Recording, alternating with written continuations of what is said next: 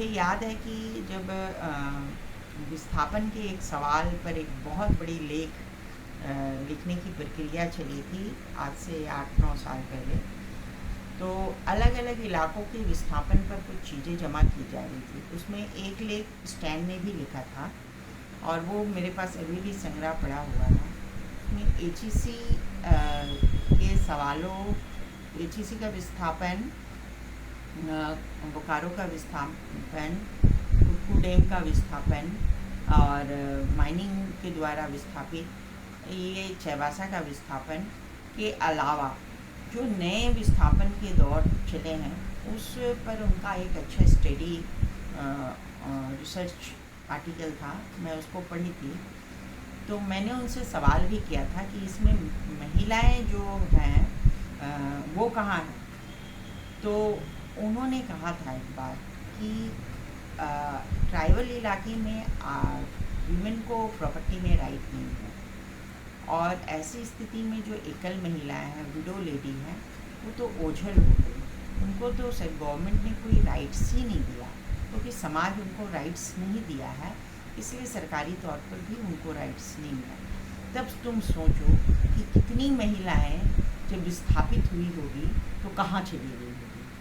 तो उसी पर एक आर्टिकल भी था कि कहाँ ओझल हो गई वो महिलाएं जो इन इलाकों में थी, कभी एकल थी, फेमिनिस्ट वीमेन, फेमिनिस्ट आदिवासी वीमेन रही होंगी, जो कृषि पर आधारित व्यवस्था पर अपनी जीविका चला रही होंगी।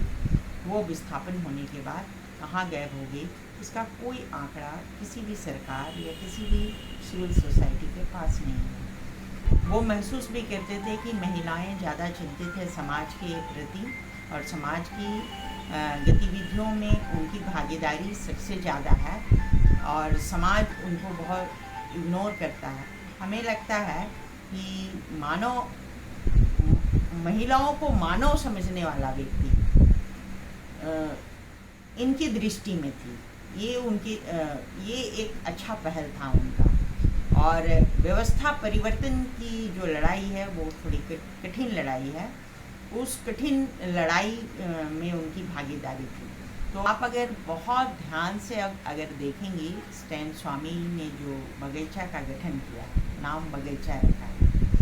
आदिवासी समाज में बगीचा में लोग सामूहिक बैठते हैं। और बगीचा जो है वो पूरे गांव के लोग निकल के कभी कभी बात करने के लिए बगीचा में बैठते हैं कि आ जाना उस बगीचा में। यही नहीं, स्टैन ने उन तमाम पहलू पर भी नज़र रखा कि जो बगीचा है उसमें साल के वृक्ष लगे होते हैं, 3 वृक्ष लगे होते थे, उसको भी उन्होंने लगाया।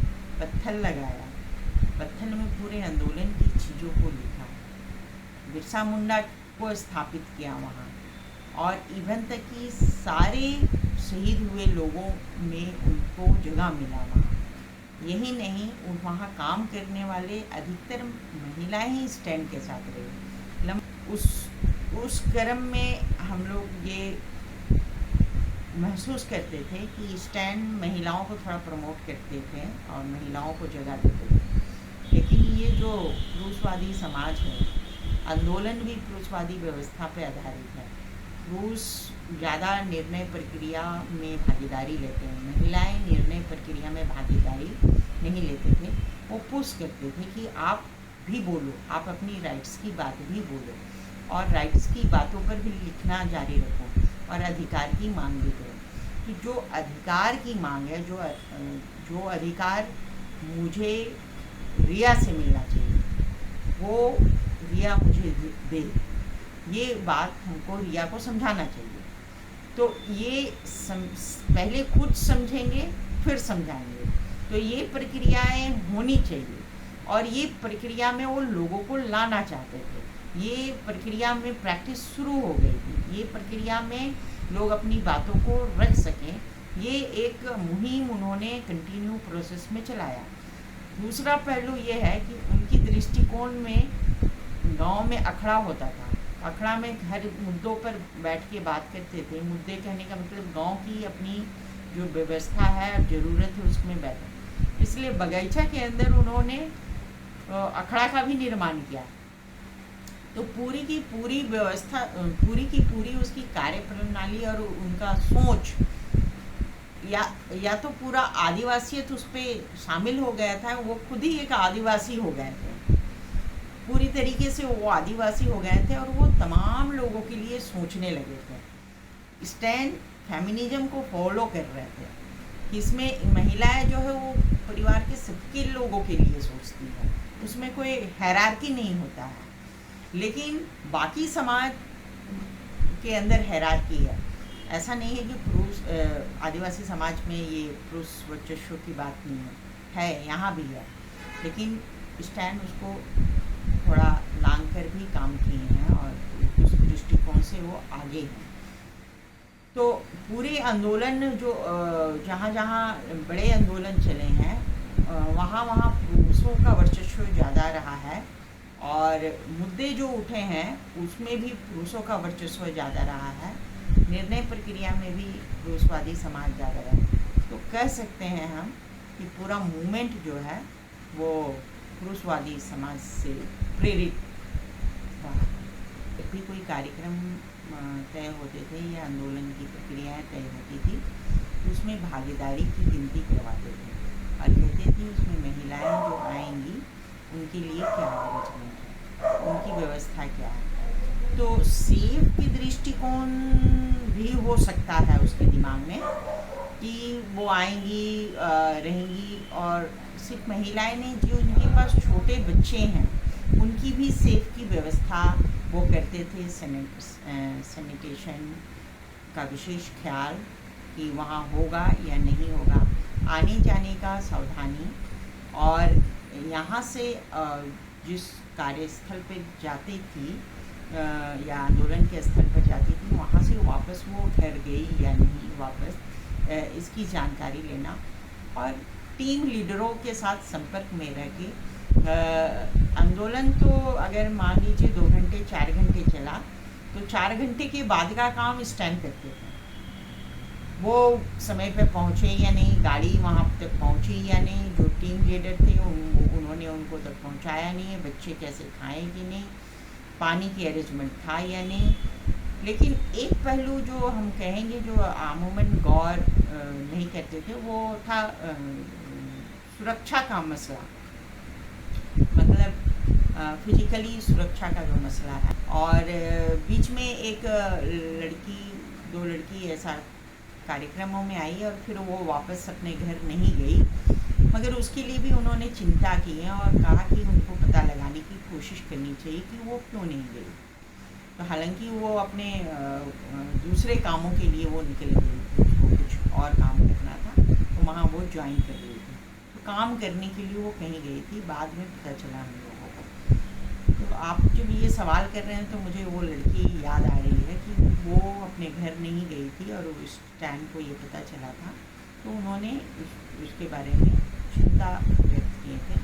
ये गढ़वा की जो लड़की थी, गढ़वा के इलाके की थी, तो उस समय उन्होंने मुझसे डिस्कशन किया था और बताया था कि ऐसे ऐसे।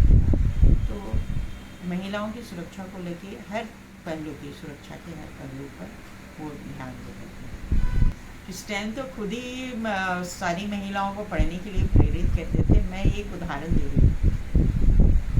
स्टैन ने एक के इंस्टीट्यूशन में एक ट्रेनिंग प्रोग्राम चल रहा था साइंस को लेके, तो उसने मुझे फ़ोन किया, बोला ना बड़ा इंटरेस्टिंग प्रोग्राम है, कोई ऐसा प्रोग्राम नहीं करता है साइंस को, तुम आ जाओ। तो मैं गई वहाँ, तो मैं लेट पहुँची, तो उसने कहा ना एक इंटरेस्टिंग बात बताया गया है उसमें। तो हम बोले क्या बताया है? बोला जब मच्छर काटते हैं ना तो वो फूल जाता है, पता है क्यों? इसने आज मुझे पता चला, बाहर का वायरस अंदर जाता है और अंदर का वायरस एक्टिव हो जाता है, तो वो बाहर का वायरस कमज़ोर होता है और अंदर का वायरस स्ट्रॉन्ग होता है, इसलिए सब लोग यूनाइट हो जाते हैं। जब यूनाइट होते हैं तो वो जगह में थोड़ा सा इचिंग होता है और फूल जाता है। तो सोचो कि वायरस भी यूनिटी के साथ लड़ता है, तो हम लोग क्यों नहीं लड़ सकते? तो ये जो मुझे जो बुला कर ये समझाया, तो उसके दिमाग में कहीं ना कहीं होगा कि अगर एक महिलाएं को एजुकेट करेंगे तो 10 लोग एजुकेटेड हो जाएंगे। तो उनका जो ह्यूमन राइट्स का ट्रेनिंग प्रोग्राम या ह्यूमन राइट्स से संबंधित किसी भी चीज़ होती थी तो उसमें महिलाओं को विशेष आमंत्रित करते थे। और एजुकेशन नहीं, वो एजुकेशन तो एक आम चलन भाषा है, ज्ञान और जानकारी बढ़ाने पर वो ज़्यादा फोकस करते थे और उनको कहते थे कि आप प्रैक्टिस करो। तो ज्ञान का कहने का मतलब किताबी ज्ञान नहीं, व्यावहारिक ज्ञान भी जरूरी था।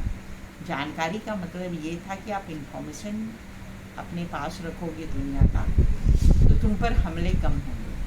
तो इंफॉर्मेशन गैदरिंग करने का जो भी सोर्स हो उसका इस्तेमाल किया जाना चाहिए और उसको लेकर आप उस परिप्रेक्ष्य में आप अपने को देख सकते हैं। तो ये एक प्रैक्टिस का अपना नज़रिया था। और मुझे याद है कि जब ये झारखंड में पथलगड़ी मूवमेंट हो रहा था तो 2018 में, और उस समय हम लोगों के ऊपर सेडिशन केस लगा था, स्टैंड भी थे उसमें, महिलाएं भी कुछ 4-5 महिलाओं की थी, मैं और स्टैंड की भी उस केस में एक साझेदार बन गए थे हम लोगों ने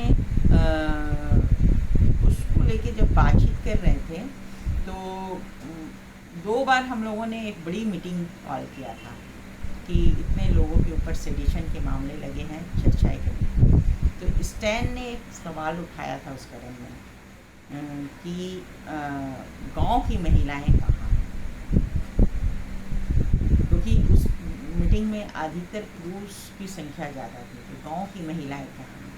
तो पता चला गांव की महिलाएं गांव को मैंने घर में मौजूद है और गांव की रक्षा के लिए वो तत्पर है।